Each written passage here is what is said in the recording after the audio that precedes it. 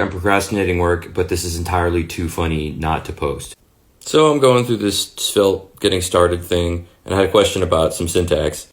So I paste it into ChatGPT, and I get, this example is not valid svelte syntax. It mixes standard JavaScript with something that looks like Vue, blah, blah, blah. Okay, whatever.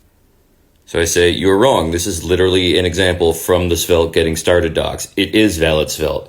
Oh, you're right. And this example is from Svelte's new reactivity and runes tutorial, which that's true. Okay, so I'm going to resist the obvious thing to do is just to like hate on it and be like, aha, AI sucks. You're wrong, robot. But I'd like to use this as an opportunity to make the bigger point that there's no knowledge without mileage, to quote one of my favorite sayings.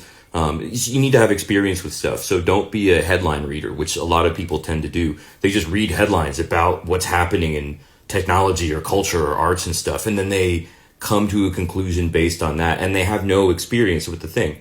They're just talking about opinions that they read from someone else. They don't have their own thoughts. They're just like taking a borrowed thought from somebody else. So how this pertains to all the AI stuff right now is there's all these very like hyperbolized headlines in the news right now about all the jobs that AI is going to kill, and you know how it's going to reshape the world and be our new god, and we have to bring in sacrifices of blood from our first, all that. And it will do certain things. It's going to change a lot for sure.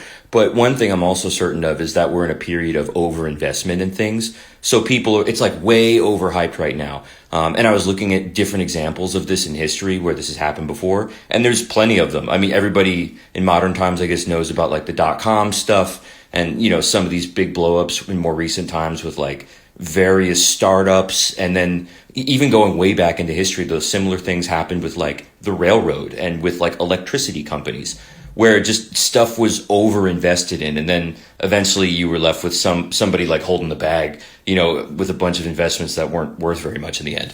Now, I also need to temper this because like ChatGPT is not like a bleeding edge AI model. It just is like a public product that people like me and you can just go and use for whatever. And it's not the same as something that's like on the edge of like what's possible in terms of knowledge and like computational power, you know. But also like a lot of these guys have the same vibe as like people who have claimed they've seen like real deal UFO footage or something.